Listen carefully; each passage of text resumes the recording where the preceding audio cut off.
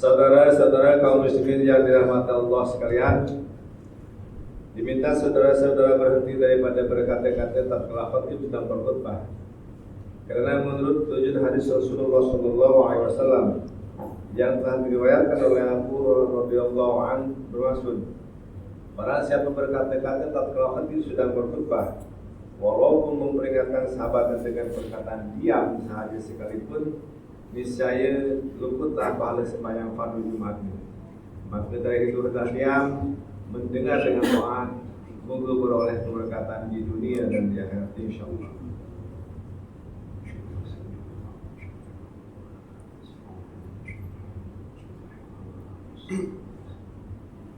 Alhamdulillah, alhamdulillahi wa qada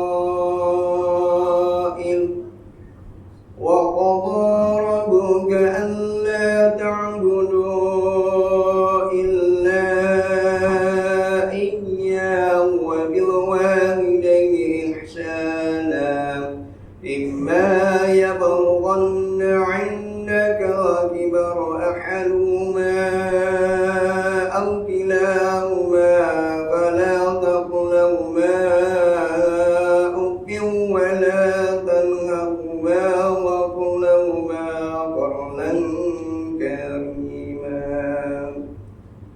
Asyhadu an la ilaha illallah wahdahu la syarika lah wa asyhadu anna Muhammadan abduhu wa rasuluh. Allahumma shalli wa sallim ala sayyidina Muhammad wa ala alihi wa ashabihi ajma'in.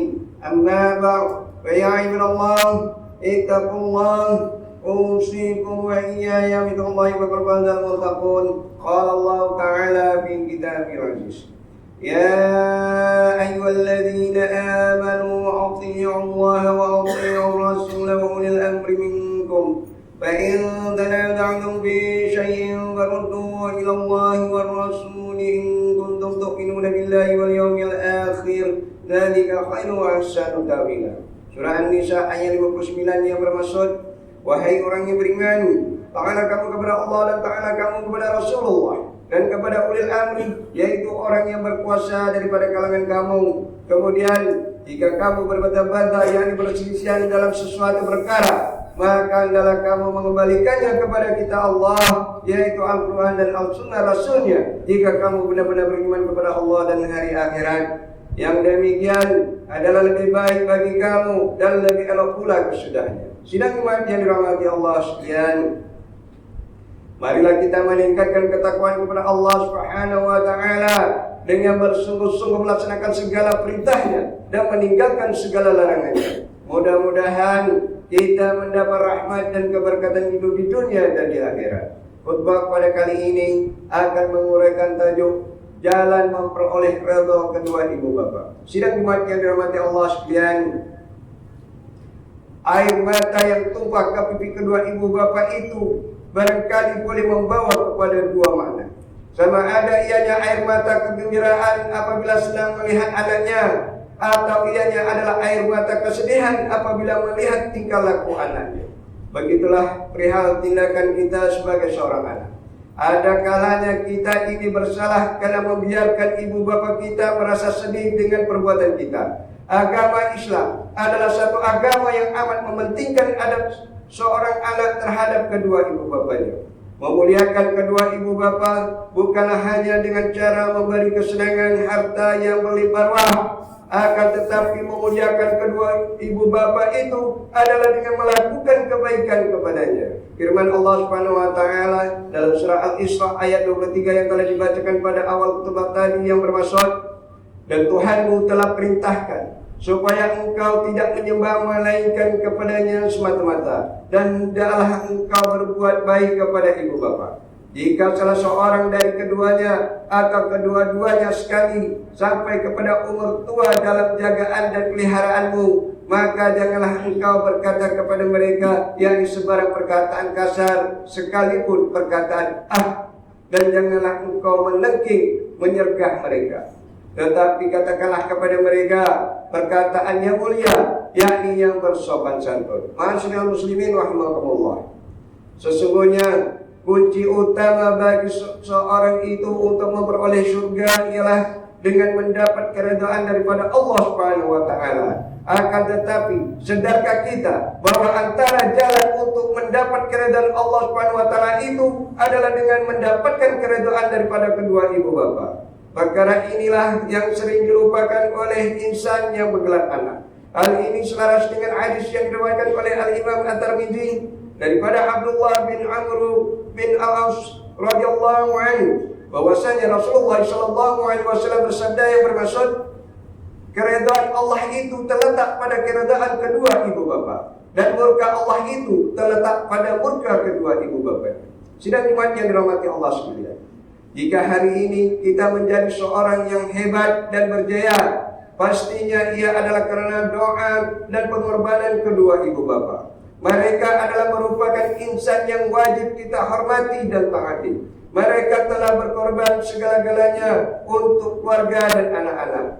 Peluh keringat, tenaga, harta benda, bahkan nyawa pun mereka sanggup berkorban demi memastikan anak-anak mereka dapat hidup dengan gembira. Bermula dari dalam kandungan sehinggalah umur dewasa, mereka telah membesarkan kita, menyediakan makan minum, pakaian, tempat tinggal, pelajaran untuk kita, dan yang paling penting ialah mereka sentiasa mendoakan kebaikan dalam hidup kita. Namun apa yang berlaku pada hari ini, ada segelintir anak-anak yang melihat ibu bapa mereka sebagai satu beban yang menyusahkan. Masih terdapat dalam kalangan anak-anak yang lebih mementingkan kepentingan diri sendiri berbanding kehidupan kedua ibu bapa mereka. Bagi mereka yang masih mempunyai kedua ibu bapa, mereka sepatutnya bersyukur karena Allah masih menyediakan peluang untuk mereka memperoleh ganjaran yang besar, yaitu dengan berbakti kepada kedua orang tua. Dalam sebuah hadis yang diriwayatkan oleh Al-Imam Al-Bukhari yang bermaksud, Sayyidina Jabir bin Abdullah radhiyallahu anhu berkata bahwa ketika Nabi sallallahu alaihi wasallam menaiki mimbar, ketika baginda menaiki anak tangga yang pertama, baginda menyebut amin. Kemudian apabila menaiki anak tangga yang kedua, baginda menyebut amin. Kemudian apabila menaiki anak tangga ketiga, baginda menyebut amin. Para sahabat bertanya, "Ya Rasulullah, kami mendengar engkau menyebut amin sebanyak 3 kali." Baginda menjawab, "Ketika aku menaiki anak tangga yang pertama, Jibril datang kepadaku dan berkata, 'Celakalah bagi seorang manusia yang bertemu dengan Ramadan, tetapi keluar daripadanya tanpa diampuni dosanya.' Lalu aku pun menyebut amin. Kemudian Jibril berkata, 'Celakalah manusia yang ibu bapanya masih hidup atau salah seorang daripada mereka masih hidup, tetapi hal itu tidak memasukkan ke dalamnya surga.' Aku pun menyebut amin. Kemudian Jibril berkata, 'Celakalah manusia yang apabila namamu yaitu Rasulullah SAW disebut di sisinya, tetapi dia tidak berselawat ke atasmu.' Aku pun menyebut amin." Sidang iman yang dirahmati Allah sekalian, sesungguhnya tanggung jawab kepada kedua ibu bapa tidak wajar dilihat sebagai beban, akan tetapi hendaklah disyukuri sebagai nikmat untuk mendapatkan ganjaran pahala di sisi Allah Subhanahu wa taala. Sewajarnya kita wajib memahami hati dan perasaan kedua ibu bapa kita karena mereka sudah berada pada usia tua. Tiada kekuatan, semakin lemah, mudah tersinggung dan memerlukan prihatin terhadap seorang anak. Yakinlah, sekiranya hari ini kita berbuat baik kepada kedua ibu bapa kita, niscaya esok ketika usia kita sudah tua, maka anak-anak akan berbuat baik kepada kita. Namun sekiranya kita bersikap buruk terhadap kedua orang tua, niscaya tidak mustahil suatu hari nanti anak-anak kita pula akan melakukan perkara yang sama sebagaimana kita lakukan kepada kedua orang tua kita. Oleh itu, sebagai seorang anak, kita perlu mencari keredaan daripada kedua ibu bapa kita sebanyak mungkin. Anak-anak hendaklah sentiasa mengambil berat dan bertanya kabar kedua ibu bapa, lebih-lebih lagi mereka yang sudah berkeluarga dan tidak tinggal serumah dengan kedua ibu bapanya. Ziarahilah mereka, karena pastinya hati mereka akan gembira apabila dapat mendengar suara dan melihat kita di sisinya. Sebagaimana seorang bapa yang begitu marah pada seorang anak, pastinya di dalam hati kecil mereka tetap berharap akan kepulangan anak ke sisinya apabila mereka sudah tua. Sebagai seorang anak, kita juga perlu membantu memenuhi keperluan kedua ibu bapa yang dalam kesusahan, sebagaimana mereka membesarkan kita sewaktu kecil dahulu. Dalam sebuah hadis yang diriwayatkan oleh Al-Imam Al-Bukhari daripada Abdullah bin Mas'ud radhiyallahu anhu yang bermaksud, seorang lelaki pernah bertanya kepada Nabi sallallahu alaihi wasallam, amalan apakah yang paling utama? Lalu Nabi sallallahu alaihi wasallam menjawab, salat tepat pada waktunya, berbakti kepada kedua ibu bapa, dan berjihad pada jalan Allah. Justru sebagai rumusan bagi mengakhiri khutbah pada kali ini, mimbar ingin mengingatkan kepada jemaah sekalian, tanpa kedua ibu bapa, siapalah kita, dan adakah kita mampu untuk berada pada kedudukan yang kita miliki pada hari ini? Jangan sesekali kita meninggalkan doa kepada kedua ibu dan bapa kita, sama ada mereka masih hidup ataupun telah meninggal dunia. Kasihilah mereka dan sayangilah mereka. Jangan biarkan mereka melalui hari-hari tua tanpa perhatian daripada seorang anak.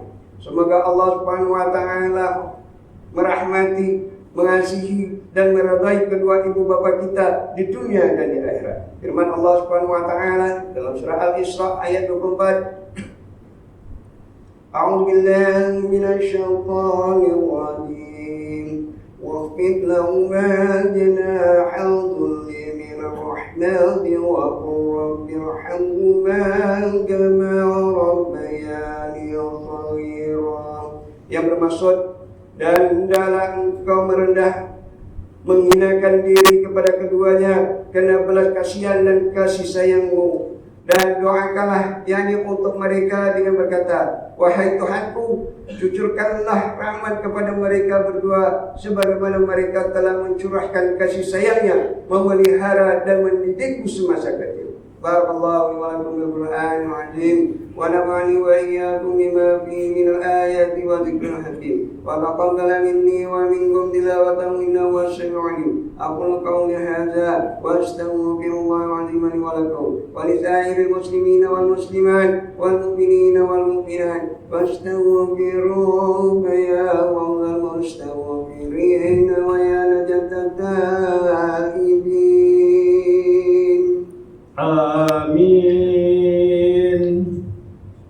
يا موفق الطائعين وفقنا لطاعتك أجمعين وتب علينا وعلى المسلمين واغفر ذنب من يقول أستغفر الله العظيم أستغفر الله.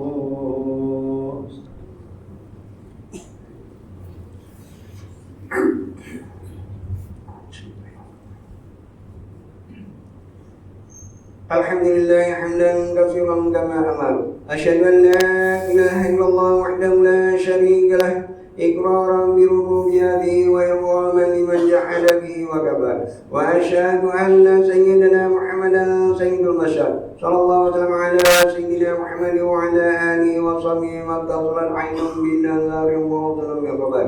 Amma ba'd fa ya ibadallah, ittaqullaha fima amar wa ta'amma nahakum anhu wa zajar. Wahai hamba Allah, ingatlah bahwa dunia ini adalah tempat tumpangan untuk sementara. Akhirat juga adalah sebenarnya tempat yang kekal untuk selama-lamanya. Oleh itu, marilah kita bertakwa kepada Allah untuk mendapatkan kebahagiaan serta menyelamatkan diri daripada siksaan api neraka. Allah berfirman dalam surah Al-Ahzab ayat 56, Inna Allah wa malaikatahu yusalluna 'alan nabi ya ayyuhalladzina amanu sallu 'alaihi wa sallimu taslima.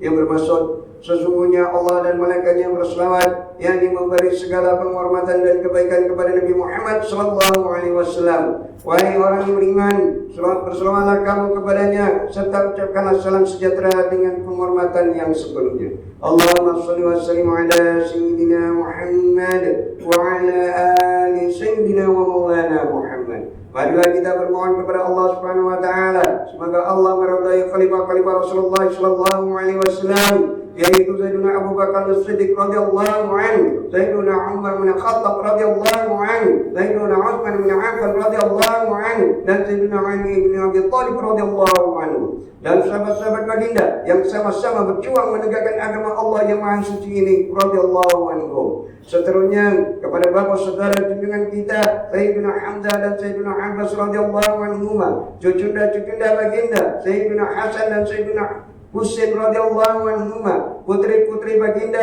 Sayyidatuna Fatimah Zahra dan lain-lainnya radhiyallahu anhunna, istri-istri baginda Sayyidatuna Khadijah, Sayyidatuna Aisyah dan lain-lainnya radhiyallahu anhunna.